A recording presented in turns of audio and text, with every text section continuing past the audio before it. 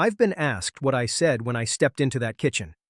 People keep asking if I yelled, if I slammed the table, if I lost control. The answer is no. I didn't say much at all. But by sunrise the next day, what I did to my son, most people would call it cold. I call it necessary. Welcome back to Dad Raw Revenge. Get comfortable. And remember, the people in these stories had every chance to act right. They just chose not to. Drop a comment and tell us where you're watching from. Subscribe and hit that like button. Trust me, you're going to enjoy it here. Now, let me begin from the start, because if I don't, you won't understand why I don't regret a single thing I did. My name is Paul Jarrett. I'm 63 years old. I've been married to Angela for 30 years. And until 11 days ago, I would have told you my family was strong. Not perfect, nobody is, but strong. The kind of strength you build over years of showing up, paying for things nobody thanks you for, and loving people even when they make it hard. My son Xavier is 29. A grown man, solid build, confident handshake, steady job. A good part of that, if I'm being honest, came from doors I personally opened for him, but we'll get to that later. Xavier married into the Dalton family about 2 years ago. His wife is fine. Nice enough girl. But her family, her father, Dale Dalton, her mother, Patrice. Let's just say the first time I shook Dale's hand, something in my gut told me, watch this man. I ignored it. Smiled anyway. Because that's what you do when your son is in love. That was my first mistake. Now, 11 days ago, I flew to Denver for a series of business meetings. Nothing out of the ordinary. I travel 4, maybe 5 times a year for work. Angela knew I was going. The whole family knew. What nobody knew, not even Angela, was that my last meeting got canceled on day 10. I could have stayed, explored the city, ordered room service, watched TV like a man with no responsibilities. Instead, I booked the first flight home. I didn't call ahead, didn't text. I wanted to surprise her. After 27 years of marriage, I still liked surprising my wife. I landed, picked up my bag, and drove home myself. It was just after 3 p.m. on a Tuesday. Now here's the first detail I need you to pay attention to, because it matters. When I turned onto my street, I saw Dale's car parked outside my house. That silver Buick he loves so much, sitting in my driveway like he owned the place. I felt that same warning in my gut again. I told myself I was overthinking it. Maybe they came over for lunch. Maybe Xavier invited them. People visit. It happens. I was tired and reading too much into it. I parked, grabbed my bag, and walked to the front door. The house was loud. Not party loud, but layered loud. Like 2 different things were happening at the same time under one roof. From the back of the house, near the kitchen, I heard laughter. Loud, relaxed laughter. Dishes clinking, voices talking. The sound of people who were comfortable, who had nowhere else to be and nothing to worry about. And from the living room, silence. The wrong kind of silence. I pushed the door open and saw her. Angela was on the floor, not sitting comfortably, not resting. Her back was against the couch. Her legs stretched out in front of her. Her right hand pressed under her nose. Her white blouse had a stain I recognized immediately, and my stomach dropped. Blood. Her eyes found mine the moment I walked in. And I need you to understand something. I have seen my wife cry at commercials. I've seen her cry at weddings, even for people she barely knew. I've seen her cry because of a song that reminded her of her mother. But in 27 years, I have never seen her look the way she looked at me in that moment. Like she had been holding on, waiting. Like the second she saw me, something inside her said, "He's here now. You can let go." That image, that moment, it locked in everything that came after. I didn't panic. I want to be clear about that. I'm not a man who panics. I dropped my bag, got down on one knee, and called 911 right away. No hesitation. While the dispatcher guided me, I kept Angela upright, checked her pulse, wiped the blood from her face with my hand. And all the while, I could still hear them in the kitchen laughing. My 29-year-old son, Dale, and Patrice, laughing like they were enjoying a nice dinner. Like nothing was wrong. Like my wife wasn't just a few feet away bleeding on the floor. Think about that for a moment. Really think about it. Because I had to. The paramedics arrived in 8 minutes. It felt like hours. They came in quickly, calm and focused, the way professionals do when they've seen real emergencies. They checked her immediately.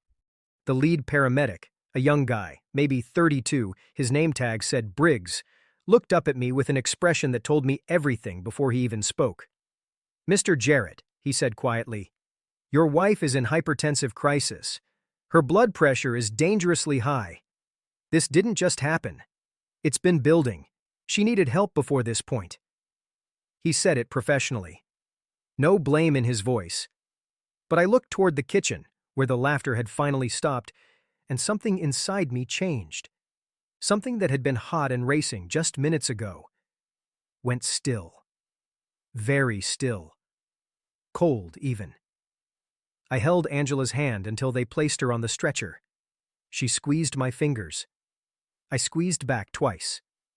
Our signal. 27 years of that small habit. Then I stood up, straightened my jacket, and walked toward the kitchen. Before I tell you what happened next, understand this about me. I am not a violent man. I don't shout. I don't throw things. I don't create scenes in my own home. But I am a man who deals with problems. And it was time to deal with one. I've walked into many rooms in my life, boardrooms with millions on the line, hospital rooms where people I loved were fighting to live, courtrooms, churches, gravesides, rooms that changed everything, and rooms that changed nothing. But nothing. Nothing felt like walking into that kitchen that afternoon. The laughter was gone. Completely gone. Like someone turned it off. The three of them sat there, Xavier at the head of the table, Dale on his left, Patrice on his right. Plates of food in front of them. Glasses of sweet tea. Like they had just finished a pleasant afternoon meal. In my house. While my wife was on the floor. I stood in the doorway for a moment. Just stood there. Over the years, I've learned something. When you're angry, the strongest thing you can do is slow down. Every instinct tells you to move fast, to raise your voice, to react. But slow is more powerful. Slow means control. Slow means you've already decided what comes next. So I stood there quiet and steady and looked at my son. Xavier stood up when he saw me. I'll give him that. He stood up immediately, which told me that somewhere inside, he already knew. You don't react like that unless you understand something is very wrong. "Dad," he started. I raised one finger, just one, and he stopped. I turned to Dale first. Dale Dalton. Silver hair, tan skin, the kind of man who never worked a job he didn't own. He sat there with his hands folded on my table like he was running a meeting, like he was comfortable, like he belonged. I looked at him for a long moment. Then I spoke, my voice calm enough to make it worse. "Get out of my house." Dale blinked. Patrice slowly set her glass down. Xavier opened his mouth again. "Dad, just let me explain." "I'm not talking to you yet," I said, still calm, still controlled. I said, "Get out of my house. Both of you. Right now." Dale shifted in his chair and tried what I expected. He leaned forward, trying to sound reasonable, trying to act like the calm adult in the room. "Paul, I think if we all just take a moment—" "Dale." He stopped. "I didn't ask for a moment. I didn't ask for a conversation. I told you to leave my house, and I'm only going to say it one more time. Now here's the part I need you to really focus on, because this is where things start to get interesting."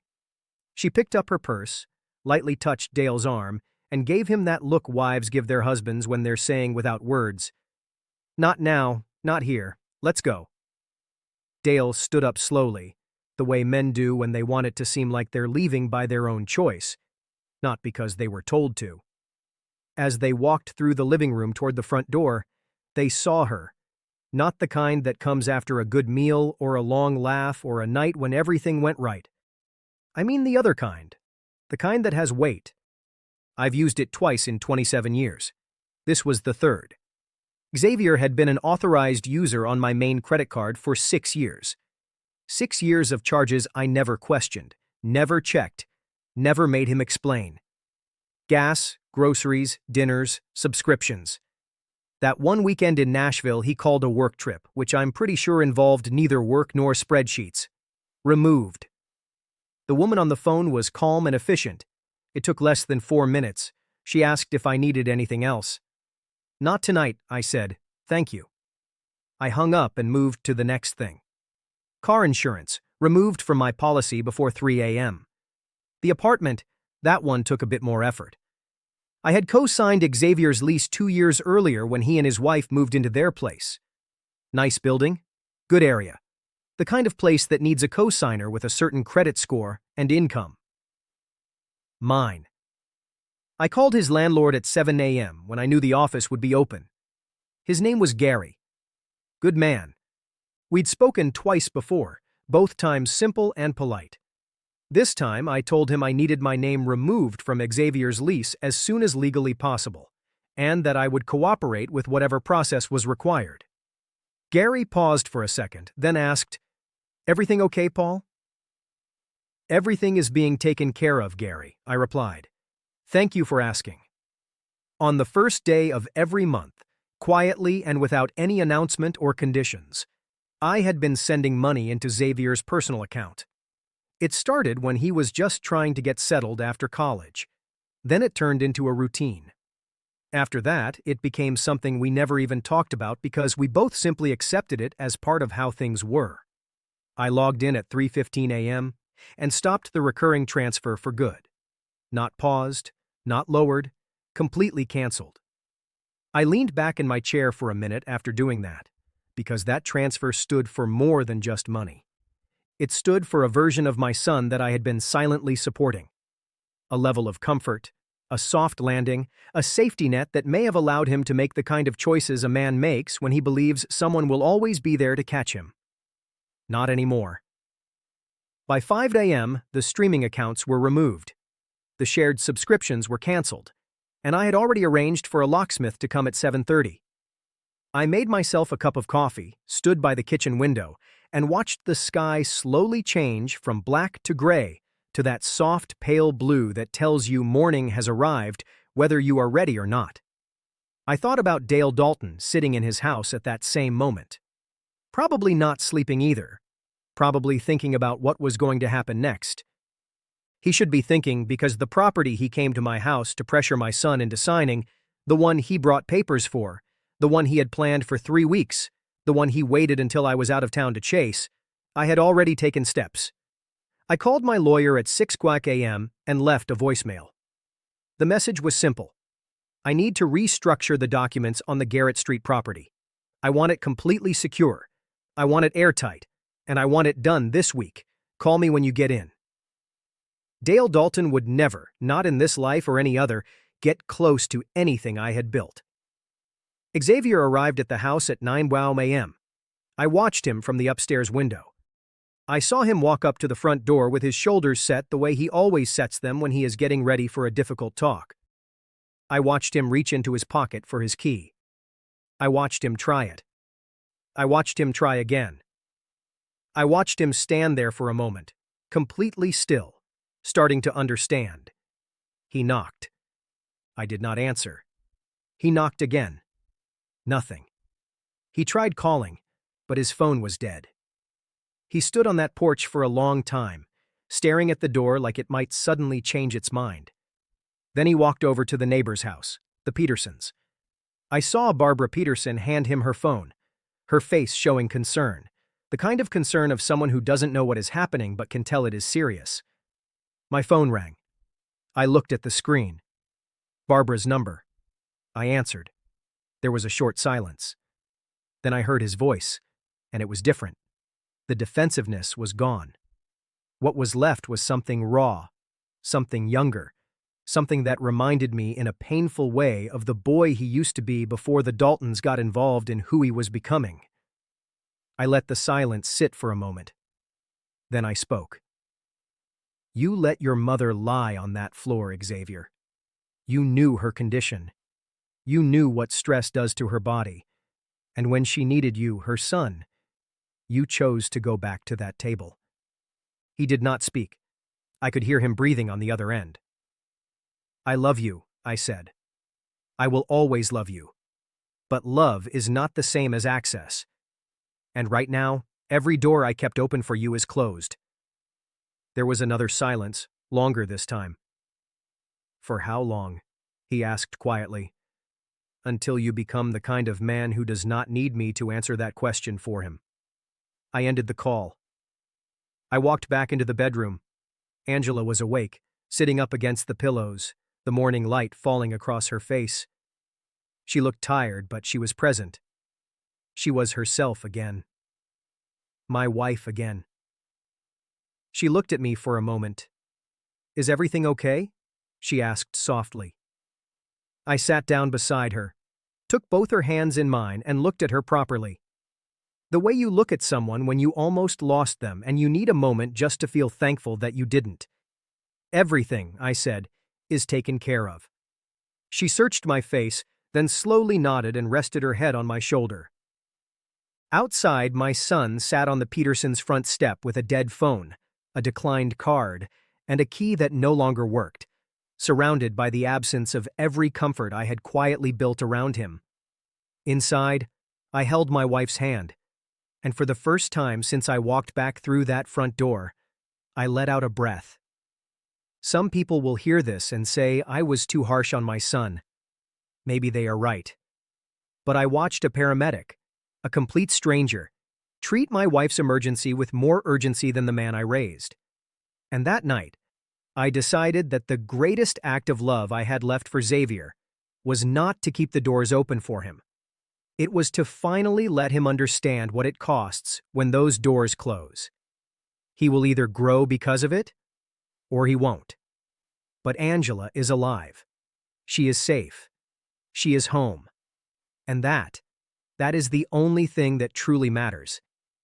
If you enjoyed this story, become part of our community by hitting that like button and subscribing for more real, honest, and family-focused stories. Share this with someone who would appreciate it. And as always, thank you for being here. I will see you in the next one.